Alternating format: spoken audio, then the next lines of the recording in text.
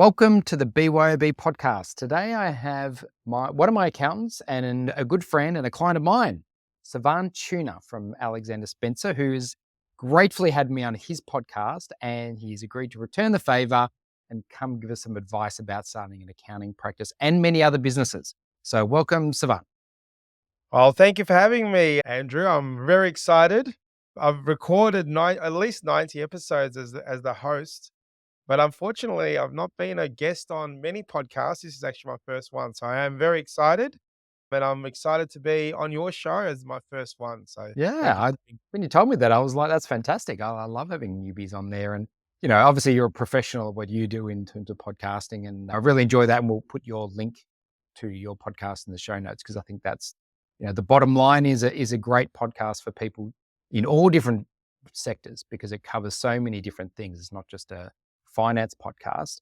But getting back to my podcast, we're going to talk about your business journey and dig beneath and find out a bit more about you and your business journey because you're a young man and you've done a lot of cool things, and I think that that's worth revealing of what drives this passion. We were just talking offline about how hard we work, and it's got to come from somewhere, mate. So let's start off with what you do now. Why don't you give people a synopsis of your businesses? Don't leave out the other sort of ones that we're working on, but start with Alexander Spencer and go from there. I'm the managing partner at Alexander Spencer. We're what I would call probably a small mid-tier accountancy firm, or a large suburban firm. We have 5 partners, and if you know an accountancy firm, we do all the general accountancy things that most accounting firms do, tax and accounting, financials, all those kinds of lovely things. But we're a little bit unique. We do dabble into things a little bit more than just accounting. So inside of our accounting business, we actually partnered with a company out of Queensland called Lloyd's Business Brokers. So we're their business partners here in Victoria. So as an accounting firm, we also help clients sell their businesses. We do valuations and a few other things that are inside of the accountancy firm. And off the back of that, our corporate advisory division is really starting to take off, and we're giving a lot of sort of non-accounting, non-tax advice to our clients around helping them grow quickly, helping them exit, and so on and so forth. Our other businesses, we've got a suite of many businesses inside of our practice, and they've all sort of started about 5 years ago. It came about as part of a growth strategy. Our business in the accounting firm probably plateaued for at least 3 to 4 years. It sort of reached that maturity level, and we're really struggling to unlock growth for a period of time. So my general manager at the time and I came up with an idea: is if you can't continue to build the accounting firm quickly, well, why don't we? Well, it's not the nicest way to say it, but can you sell more to the existing clients that you have? And then from there, we started. The first one we started was AS Mortgage Partners. So we partnered with our actual business banker in the accounting firm and joined forces. It was a complete new startup, started from scratch. And we joined with our business banker that looked after us, and that was born. So we provide mortgage solutions to our clients. That business now has, no, let me check, about 5 staff, and You it's, do, you and do it's growing finance with over. that as well, don't you? You do finance solutions as well as mortgages, Yeah, or so that's yeah, fine. So that's finance, but it's predominantly business lending or lending to business. business owners for their home and their businesses. Mm. All our brokers inside that business are business bankers and come from a business banking background. But 99% of our clients are business clients, so therefore that's sort of a critical part of that. And then all within sort of 12 months, we started Wilson White Insurance Brokers. So we felt that part of our client base, we noticed that a lot of our clients were either underinsured, not insured, or didn't really have Mm. great relationships with their insurance brokers and sort of managing their risks. So we partnered with a good sort of friend of mine, Chris Walters, and we bought a little business called Wilson White Insurance Brokers. And that's probably been our fastest growing business that we've had for the last 5 years. It's gone from 300,000 revenue to, getting close to 2 mil this year. And that's got now about 7 or 8 staff. So it's gone from literally 1 to 8. Mm. And again, very similar timing around that period. 5 years ago, we bought a bookkeeping business called the Outsourced Office. We were offering bookkeeping services inside our accounting firm. However, we felt that a nice little bolt on, a unique little business on its own, Mm. had good clientele, was an opportunity for us to buy. They were actually sub tenants of our building and also a client of ours. So that was a sort of a nice easy Mm, transition. It has had its challenges over the years, but so yeah, so we do bookkeeping, we do mortgage broking, finance, and we do general insurance. And very, very soon in July, we're going to formally launch AS Wealth Advisors, which is a financial planning business. So out of those four businesses, the combined revenue would probably be getting close to 4 million. So, yeah, so in 5 years, we're able to bring in $4 million worth of revenue, and that strategy of, supporting your clients by mm, providing additional services of good value, where you can sort of, link the service offering, the way that how accountants, being the trusted advisor, and how we service our clients, into those other businesses and have a similar mandate and similar way of doing business has been very successful. And that's sort of where we are today, and we probably won't stop there. We'll figure out other things that we can do for our clients. And like I said, Lloyd's corporate brokers or Lloyd's business brokers is a big major part of that. And we are currently the Victorian partner, but there watch this space. There might be some interesting things happening in that world as well. yeah. I mean, it sounds like you're taking the problems of your clients who are doing your accounting and going, oh, well, you've got this problem, we've got a potential solution. And look, most clients are going to want to buy something from the people they know and trust rather than go out and find something new, which is why things like supermarkets exist. So you can go to one place and buy all your products rather than go to each individual vendor. It kind of just makes sense to me. And having that relationship with your sort of trusted people, I think is a really good way to hand over, the relationship from one to the other. So makes complete sense to me. And I know that I think there's some other accounting practices branching out into other ways, even into marketing. I think we talked about before, which is an interesting sort of very quite an opposite sort of business, but we'll talk about that when we talk about the future. So what I want to do now is go way back, and Oh, talk well. about talk talk about well, my way back's a bit more than your way back, I think. But talk about the first paid job you had. So Oh, first paid was job. this Wow. the market? Was What? this lemonade stand or Well, it's an interesting story. I don't know whether it was paid. My uncle would think that it would be paid, but he didn't pay us salami regularly, or but in ice cream or was something? wasn't a lot of money. So my first paid job was I would have been, I'm pretty sure it was year 7 from memory. So I would have been only 12 or 13 at the time. It was actually working at my uncle's Mexican restaurant. Ah, cool. My background's actually Armenian, but that's an interesting business story in itself. But my uncle also have an Armenian background. Him and his wife owned a Mexican restaurant, similar to sort of none of the newer fancy ones that you see today, but it's sort of Mm, a Tex-Mex Taco Bill style restaurant, located in Dandenong. It was a husband and wife business. His 2 sons were involved in the business, and yeah, they needed, because his sons were involved, they were my very close cousins at the time, yeah. and just naturally, I got involved through that and hanging out with my cousins and working in the kitchen.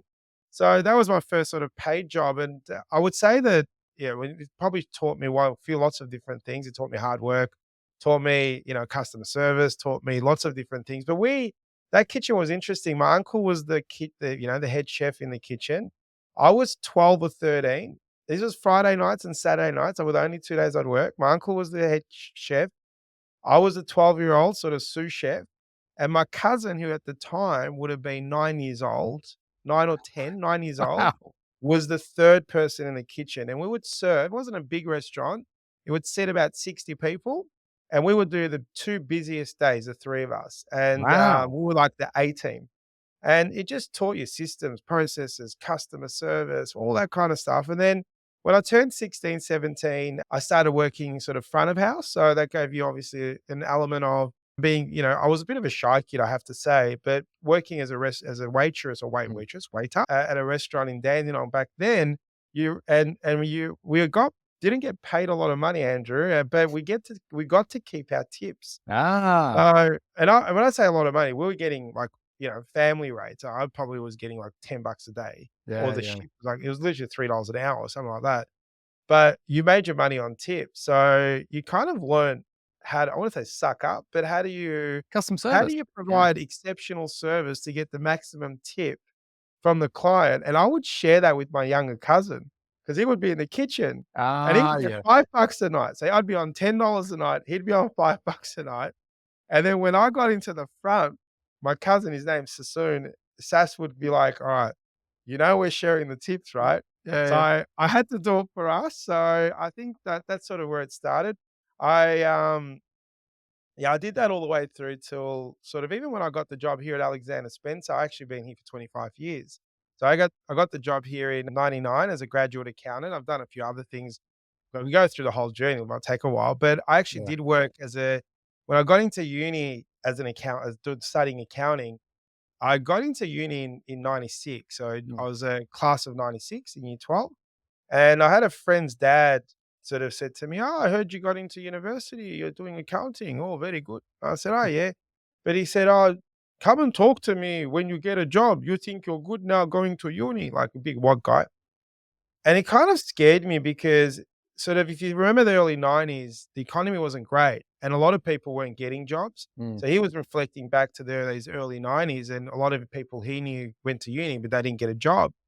So he was trying to say, "Hey, yeah, good on you, you got into uni, but, tell me you've got a job. That's the success." And Yeah, yeah. I'm like, "I'll show him." So and work experience was really important to getting a job. So I reckon in first semester of uni, I started Mm. working at different little accounting firms and put myself out there. And when I eventually got the job at Alexander Spencer as a full time graduate accountant, I had actually built up years and years of I would nearly at least 12 months full time experience while I was at uni doing accounting. And these firms I worked at, there were two firms I worked at.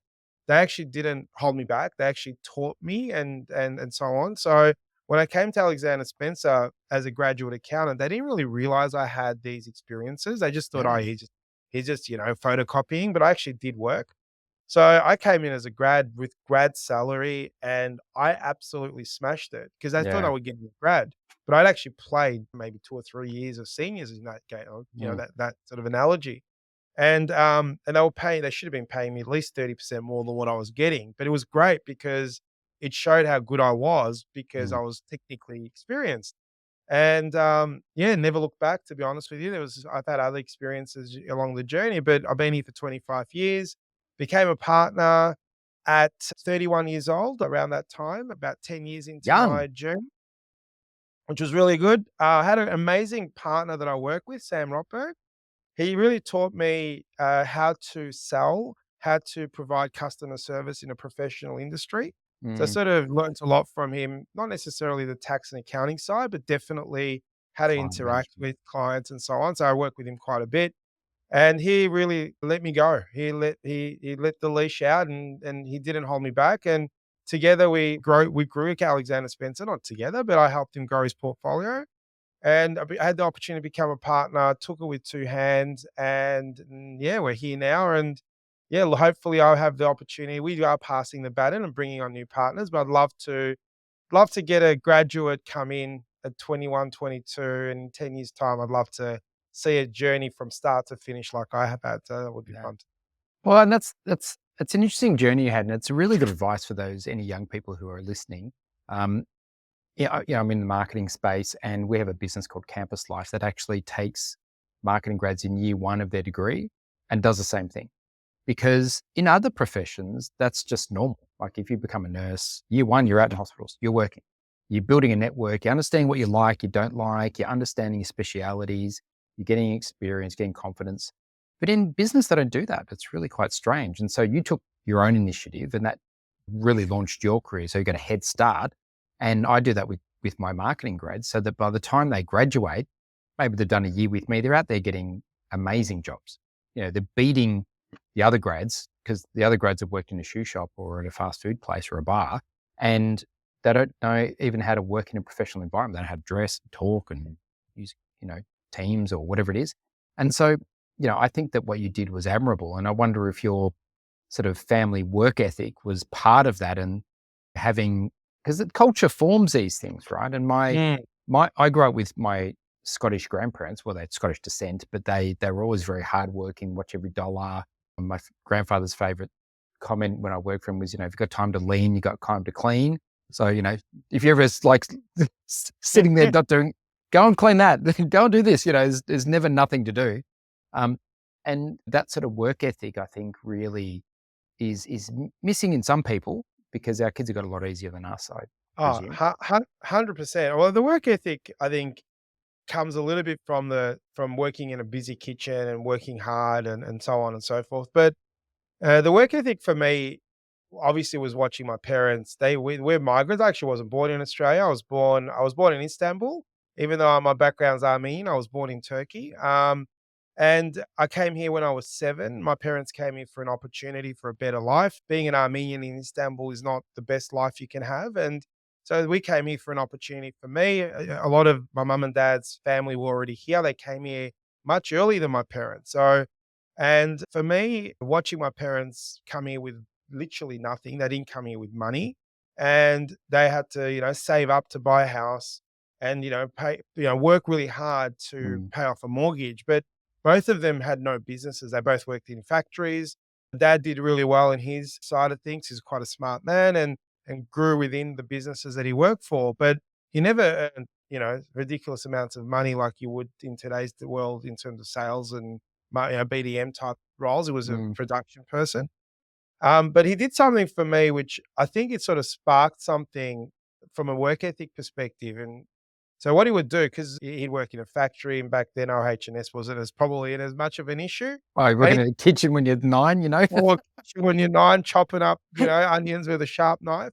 But he probably had no choice, but during school holidays, I would go to the factory, and there Mm, would be other kids there. There'd be at least 4 or 5 kids. The owners' kids would be there, and mm, most of the time we'd be mucking around and playing and whatnot. But you'd get up, my dad would open the factory. So I'd be up at 5 a.m., 4:30 a.m., and we'd be in the factory 5:36 on those school holidays. And then, there's lots of school holidays, so there'd be a lot of hours, a lot of weeks in that time. And they would have said this to me a lot of times during that process. But what really stuck out, and I remember it once, but he would have told me many times, is it was one of those moments. It was probably 4:35 in the morning. I would have been probably, it's probably 10, 11. And I was in the car and we're driving. And he probably noticed I was really struggling. And he said to me, he turned around, he said, son, you have 2 choices in life. He said, you can either go to school and study, go to work with a pen and paper and a suit, and be the one that employs people and makes money using your brain and your pen and a nice suit, and you hire people to work for you. Or he goes, you can be lazy. He goes, or he wasn't saying he was lazy. He's saying you can be, or your other choice is to work in a factory for someone else and get up at 4 in the morning and blah, blah, blah. Right. And that was kind of the story. And he said it in his own way.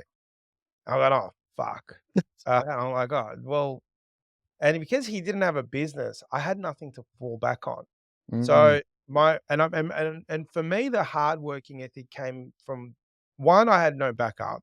One, I had this thing in my head that if I didn't go to school or get a white collar job, have nothing. I'd be poor, mm, blah, blah, blah. So it was a really weird fixed mindset as a kid. So I always had this working hard ethic because of that sort of conversation. But on a combination of obviously not having a fallback. And the other thing is I'm really bad with my hands. So I was never going to be in trade. So what ended up happening, and I'm talking bad, my wife won't let me, Some of the put up IKEA or artwork at our house. So I had no backup business. I had no trade.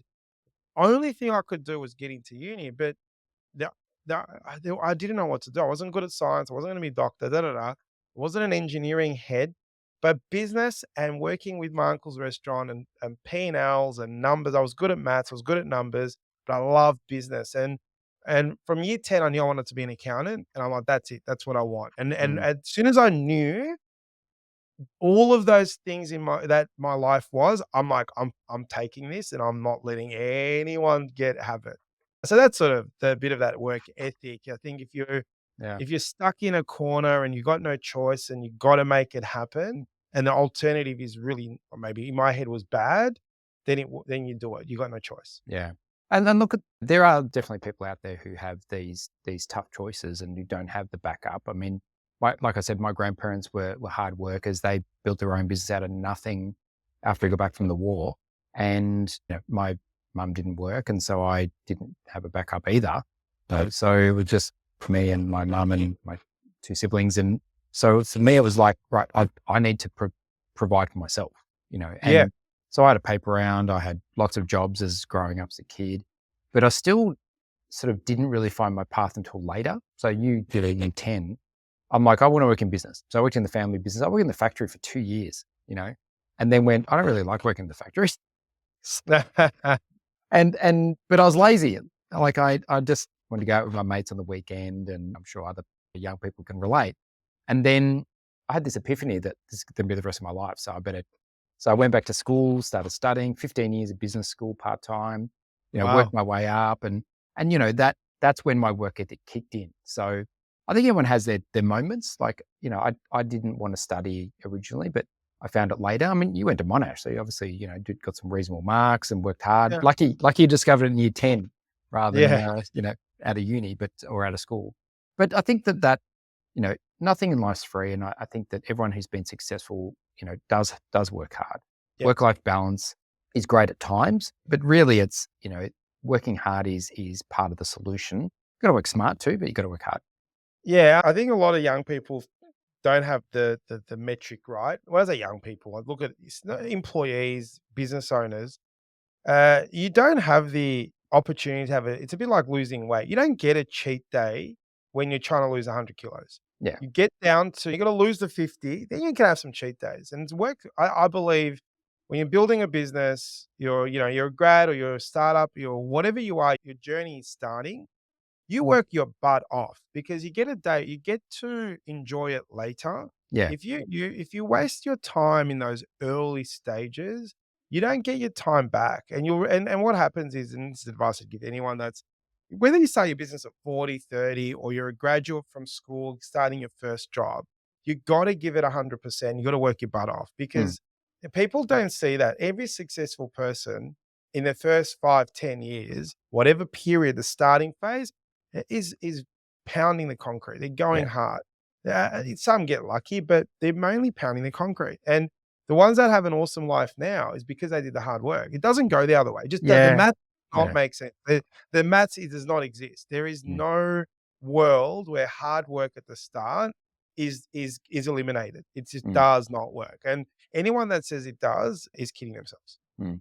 And I think the difference is if you actually enjoy it and it's purposeful and Mm, you get some joy from the work you do, then that's why you don't hear about it because I don't complain.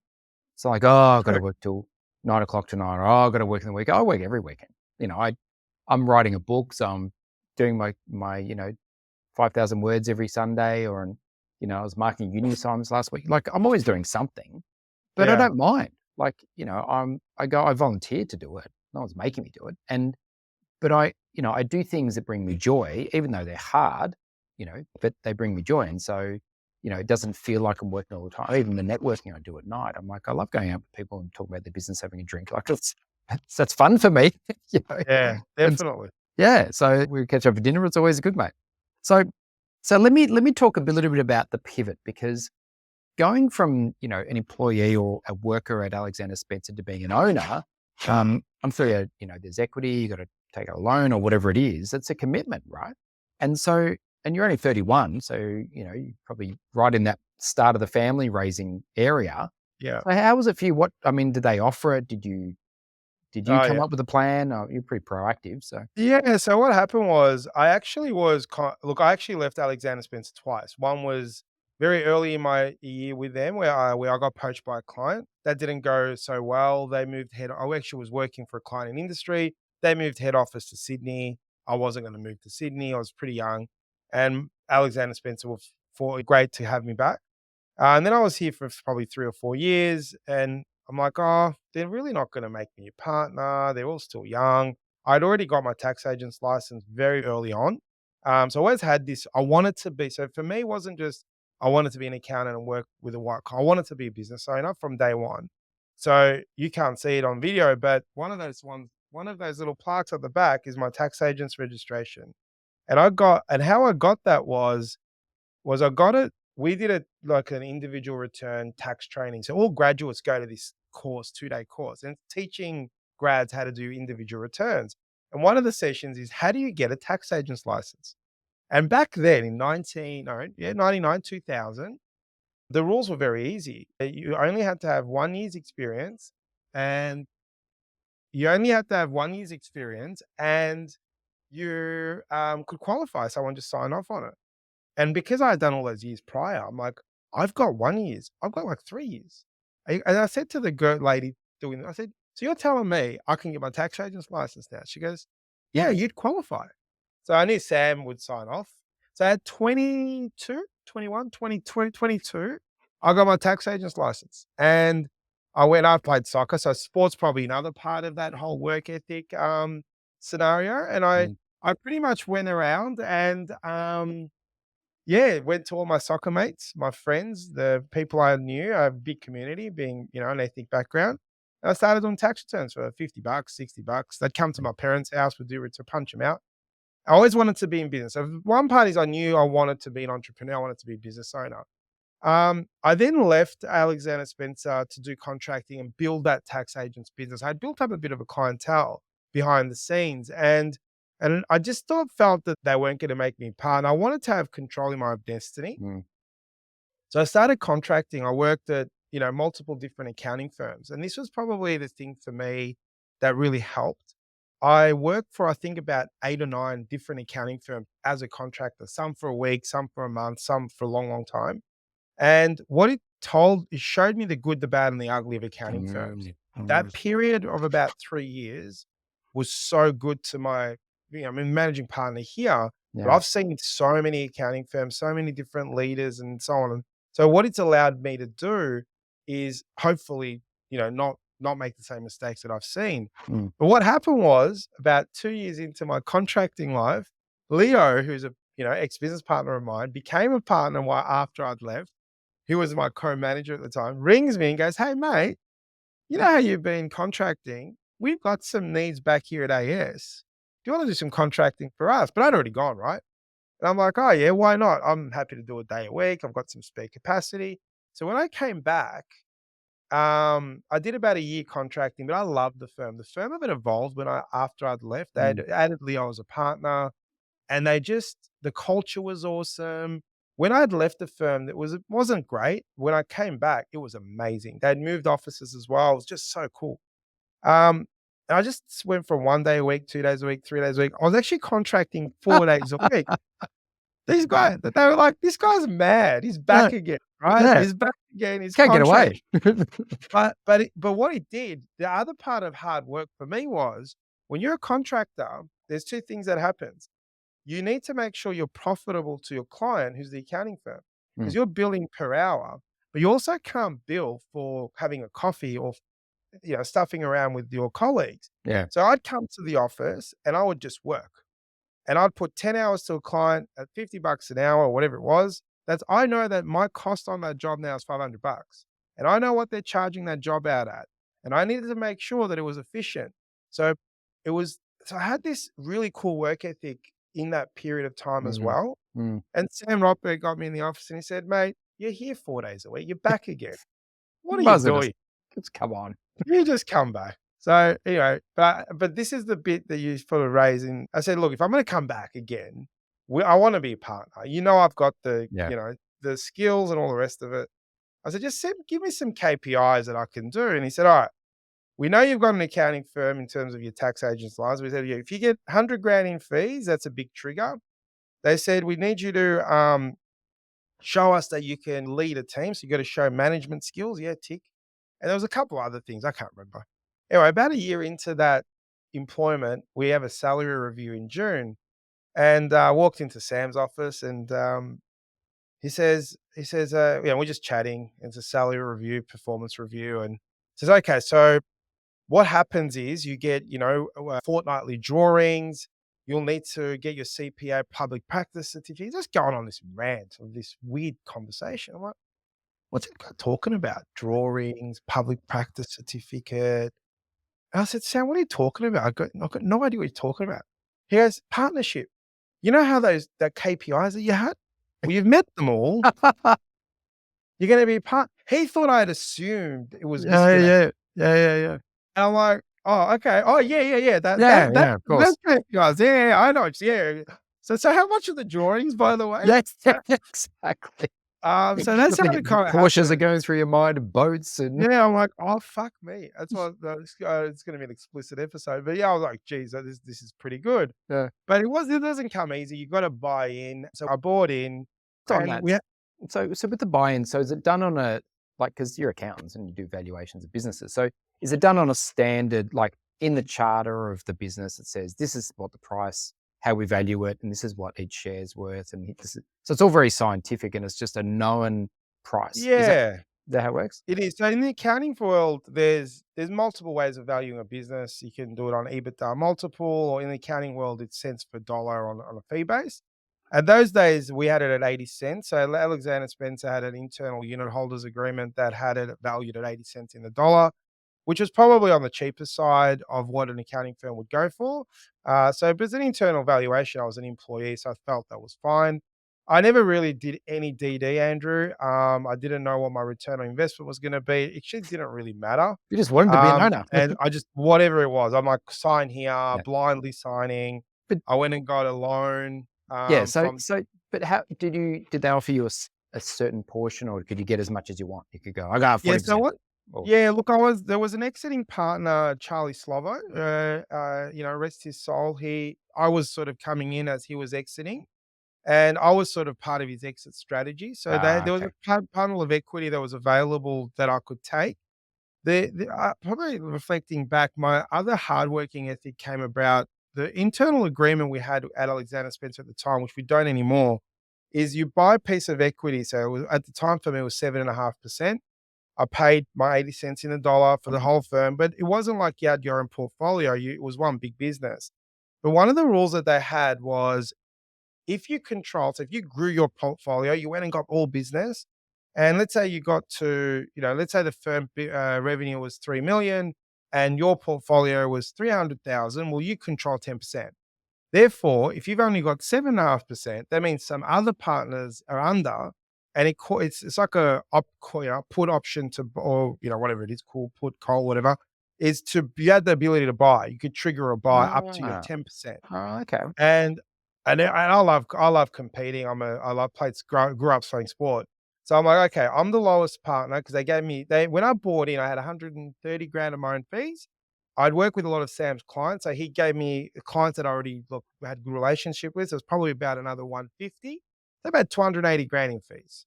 I started with about 9% equity anyway. I was already above, but I only bought 7.5. And then because I knew this rule existed, I'm like, "Yeah, okay, who's the next partner I'm gonna outbeat?" And it was Leo. Leo had a, portfolio 300 grand more than me. I'm like, I'm gonna take you down." And I did anything and everything, and I went out there and just and it was just a Poison his competition. coffee and trip him over the corridor, or you mean, like, to actually No, do no, good work for clients? it was amicable. He probably didn't even know I was competing. It was just internal for me. I'm Yeah. like, "I'm gonna beat you."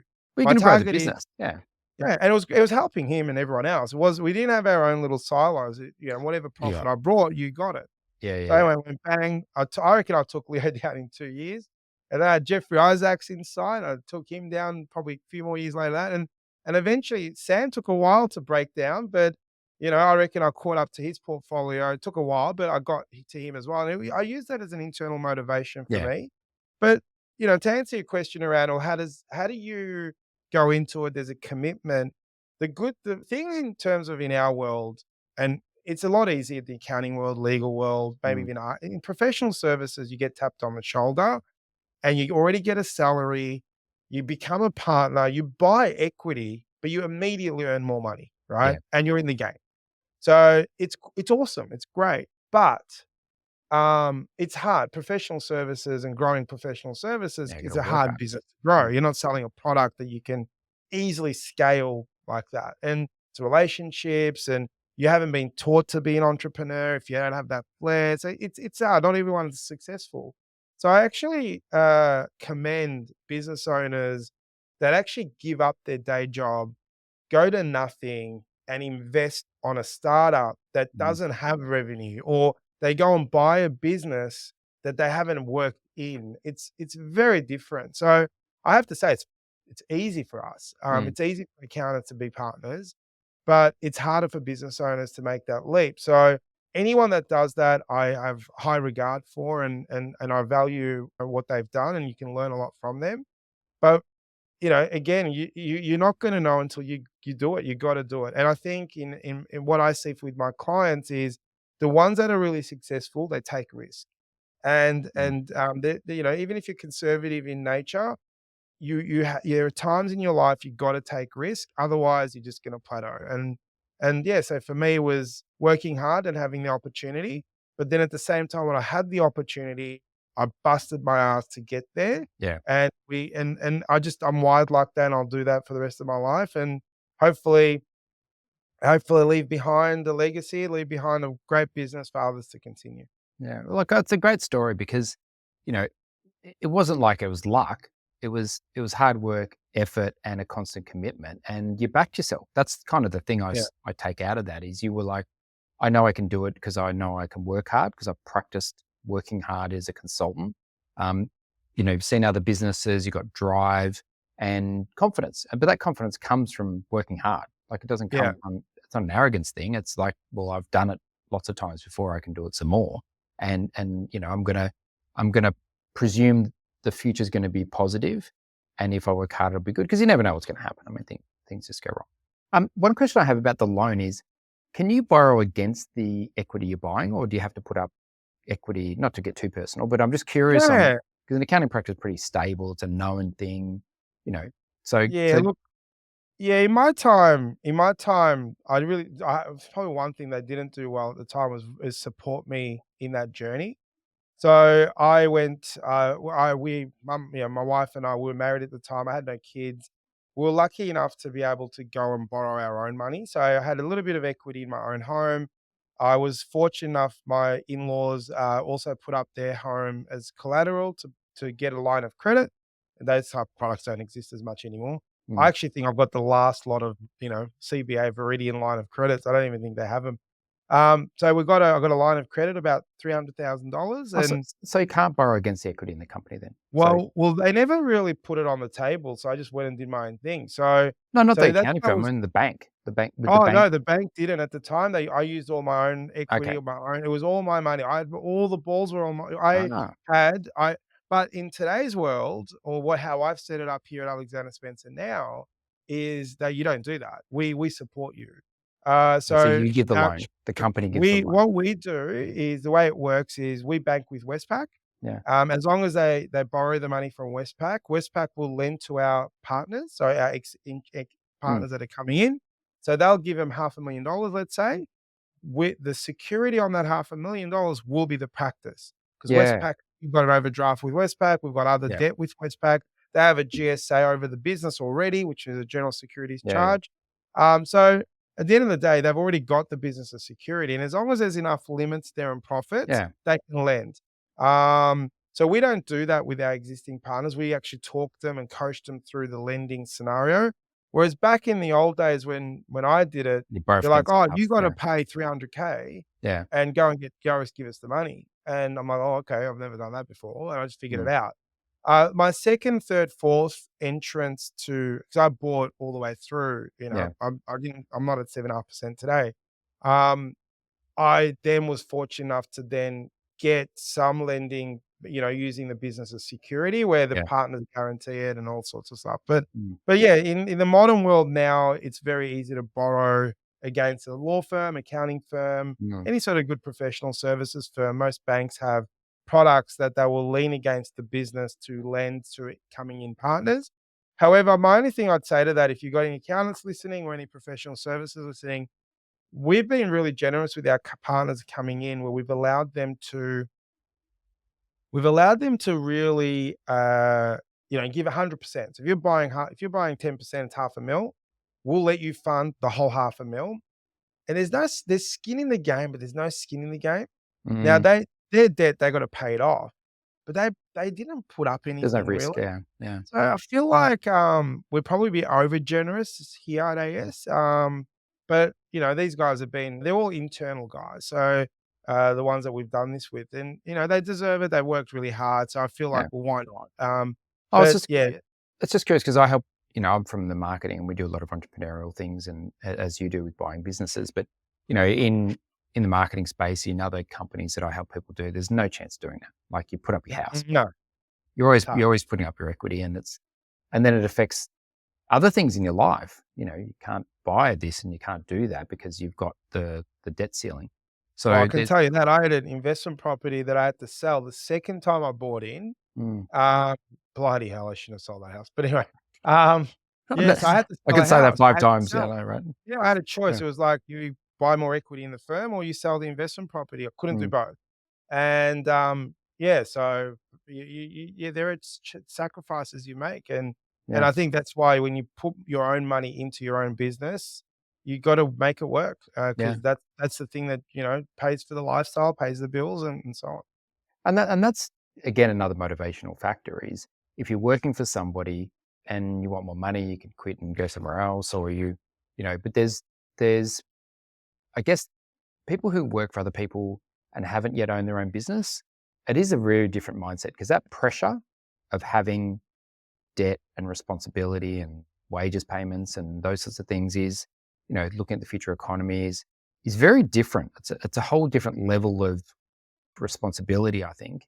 And so people who are looking to get into that, are sometimes scared about that. But there must be benefits, right? Otherwise, no one would do it. So tell me, tell me, No, tell me what you enjoy about it. Is it the fulfillment? I mean, there's financial benefits. Is oh, there other things? What do you get out of it? what I love is you the one thing is you're in control of your own destiny. I Yeah, think that's got to be the number one thing yeah, for me. I like uh, if I want to, I mean, I don't have a lot of days off and all the rest of it. So for me, it's not freedom and time and money and all that. The money part is great, but it's you are in control of your own destiny. And yeah. for me, it's I want to have, I want to die, not die, I don't want to die, but when I leave this planet, I want to have nothing that I've left behind. Mm, And if I'm not in control of my destiny in terms of how I've built the things that I want to build, I feel really bad. So for me, what I love about being a business owner is everything we do is for us. It's you have control. If you stuff up, and we stuff up a lot, you stuffed up, and it's okay, and you learn from that. But then more, you learn from those mistakes, and you build, and you build this thing. It's fun. mm, It's no different to an IKEA box comes flat pack. There's a satisfaction of building that, and yeah. when it's finished, you feel this fulfillment of, "I did that." And I think you get that from owning your own business, and I love that the most. But you also get the opportunity to change the lives of the people that work Mm, for you. I'm not one of those people that, because not everyone wants to be a business owner, and there's heaps of those people in our business, and I just love seeing their journey and helping them. Because you can be very successful without being a business owner as well. So let's not just segregate those two people, mm, those things aside. So I love seeing graduates grow. That's why we hire a lot of interns and grads, similar to you, Andrew. It's such fulfillment, and you control that. If mm, you've created a really shit environment and you control the environment, if you create a really bad environment, well, you're not going to have many yeah, staff stay, yeah. and the ones that do stay are probably not Not very really good. happy. Mm, So we have the second part is we create that environment and so on for great things to happen in our business. And so from my perspective, that's what we really love, and that's the thing that I probably enjoy the most. yeah. I think being an entrepreneur or being having that desire and push to run your own business, it's almost a curse, to be honest. It's like you can't help it, right? And so because if I look back at, I could have worked in corporate and risen up through the ranks and then had quite a good, invest in property and have a good lifestyle, but I couldn't help myself. Like I just had to do it. And I think that for those people who are listening and they just have to do it, then this is what this podcast for is the advice. I, Yeah. w- I would say that, there's so many precautionary tales in these podcasts that I'm recording that who are working for somebody would be like, why would I ever do that? But if you're compelled, then it's always good to learn the lessons that other people have learned, hear the stories, be prepared, you know, don't go in blindly. I literally was coaching someone the other day and they're like, should I quit my job now? I'm like, no, we haven't done anything. Like, Yeah. let's get a plan. Let's get prepared. Let's start. Let's get a transition. You want to be really ready in order before you jump, particularly if you're, like you said, going from an income to zero income and having to make it all. You've really got to plan that transition well. And particularly if you've got family and kids and school fees and whatever it is to pay, you want to make sure that you're, you know, not stressed. And if you are, then you know, it's easier to pull it down and jump back into a job, and then you might have feel like a failure, but it's just you underprepared. So that should Yeah. probably talk to someone like yourself for the financial management, someone like me for the marketing, getting ready.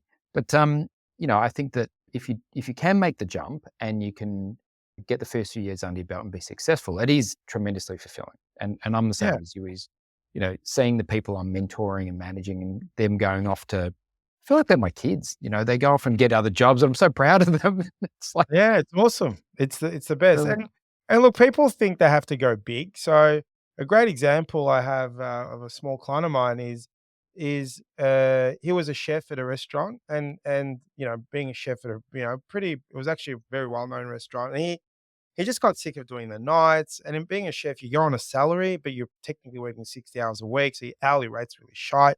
mm, So, he just had enough. And look, he was in a fortunate position where he was I wouldn't say an older, but a bit more mature gentleman, sort of in his mid-30s at the time, paid off his, he'd had a lot of savings, not married, no kids. He had the ability to not earn an income for a while, he just wanted a change of lifestyle. And he bought a Jim's Mowing franchise. Now, oh wow! I thought you were going to say yeah, bought a restaurant, but no. no, he bought a Jim's Mowing franchise. He goes, "Mate, I just want to put the headphones on." And he paid 50 grand for this Jim's Mowing franchise, in Carnegie, or in that Carnegie area. The thing was probably making a salary. So he paid 50 grand to buy a salary, pretty much. I think he was making 60, 70 grand a year, but he could afford that. And now he's grown a really nice little business. He probably makes double that number, probably. And he doesn't care to make more. Mm, He loves it, and he doesn't need to work at night. So he's a business owner that is ticked some boxes that he wanted. So yeah, I want to grow at Alexander Spencer. We want to grow something big. I've got business partners. We've got 5 at AS. We've got all the subsidiary businesses. We want to grow something quite substantial, yeah. right? You're very And I motivated. don't, and I'm not the only person here. There's many of us. But to be a business owner, you don't have to be big. You can Yeah, be a Jim's Mowing and make 50 grand, 60 grand a year, or whatever it is. But if you have the passion and you find a unique point of difference, or your service is in a particular way, you'll grow. You'll just do it. You'll yeah, do well. You might hire more people, and you might end up mm, being, take over the whole of the East and mow every street. Like, it's in your control. So yeah, to be a business owner, you don't have to go big. You don't have to hire staff. It's People get mixed up with entrepreneurship and business, that it mm, has to be something that it may not scale. necessarily Yeah, be. So anyway, that's sort of my advice. My advice to your listeners is, two things, well, a few things. One is work really, really hard at the start. And remember that without the hard work, it doesn't happen. Don't be scared to take risks, especially when when you're young, you don't have kids, you don't have a family, you don't have a mortgage. You don't need to live off or not. Just take the punt. If it doesn't work, doesn't work.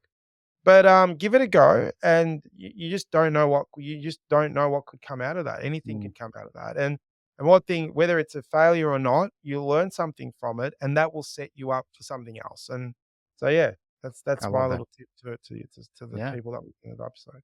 Well, I was going to say, what's your one piece of advice, but I think you've just given it.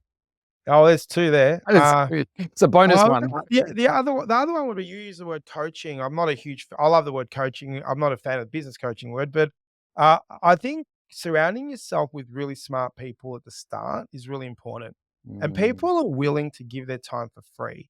So, I know that if I wanted to build an advisory board at AS, I could easily get 5 people that'll do it for free, purely because they either want experience to be on boards, blah, blah, blah, blah. People will love helping people, and they'll do it for nothing. So my advice would be, the other thing is if you're young and you're starting out, go on LinkedIn, go on to people you know, maybe it could be people in your community, or your parents, friends, or whatnot. Go and talk to people that are older than you, that may have done it, and you don't have to take all their advice, but just listen, be open-minded to those mm. conversations, and you'll learn a lot from them. And you can then use those experiences to your advantage. So that's probably the other advice I'd say. That's actually really good advice, because I mentor at least must be 5 people all the time, young people who they just reach out to me. Like, Yeah, a lot of them just reach out and said, "Hey, would you mentor me?" I'm like, "Okay, well," I don't put them through some tests to make sure they're serious and they're going to actually listen and show up, and because I don't waste my time. And I've had some of them for years. I mean, Tiana, who's going to edit this podcast, came through. a mentoring program, and I've Yeah, been working with her for years and years and years. Now she's, we're in business together. So how cool is that? yeah, it's So, fun. it's rewarding on both sides. So that's really sage advice. So, Sevan, it's always a pleasure talking to you. I could talk to you for hours, but we'd have to get a drink together. So we'll leave it there. No, definitely. I've And had yeah. you enjoyed the show. You enjoyed being a I guest. have to say my first time being a guest, it's been fun. It's interesting, you kind of as a host, you kind of, know all the things that your guests should do, you don't waffle on too much. So hopefully I know this has gone for a little bit longer than your probably other episodes. I hopefully I haven't waffled on too much. But, yeah, Bill, feel free to cut anything out, Andrew. But yeah, I've really thoroughly enjoyed it. I got the bug of being a host and really enjoy being the host of the Bottom Line. But I reckon being a guest isn't too bad. You've been an amazing host. So that Thank you. was fun to chat about the journey and what we do. So hopefully your listeners can get something from this. So I really appreciate you reaching out. And yeah, thank you. Thank you. Well, you're a motivational guy, and you've achieved a lot, and I think that that's worth explaining. So you've been a great guest. So, Savan, thank you. We'll see you soon. Thank you.